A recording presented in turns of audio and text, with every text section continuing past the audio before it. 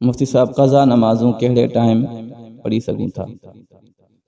छा हर नमाज खां बाद क़ज़ा नमाज पढ़ी सघूं था? मसलन फजर खां बाद फजर नमाज जी क़ज़ा, ज़ुहर खां बाद ज़ुहर जी क़ज़ा।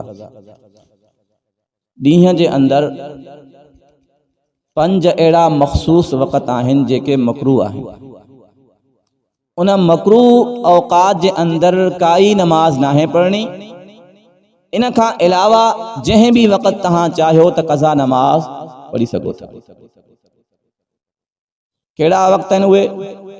जॾहिं सूरज उभरे पियो उन वक़्त नमाज नाहे पढ़नी, मकरूह वक़्त आहे।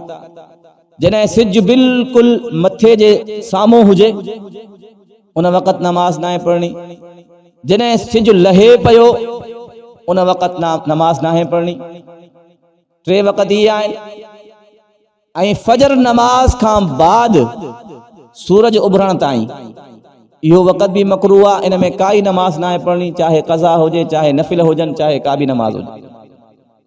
ऐं असर नमाज खां बाद सूरज लहण ताईं, ग़ुरूब थियण ताईं इहो वक़्त भी मकरूह आहे। इन में भी काई नमाज नाहे पढ़नी।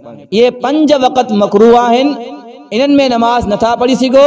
बाक़ी इन खां अलावा जंहिं वक़्त भी चाहियो त पंहिंजूं क़ज़ा नमाज़ूं पढ़ी सघो था।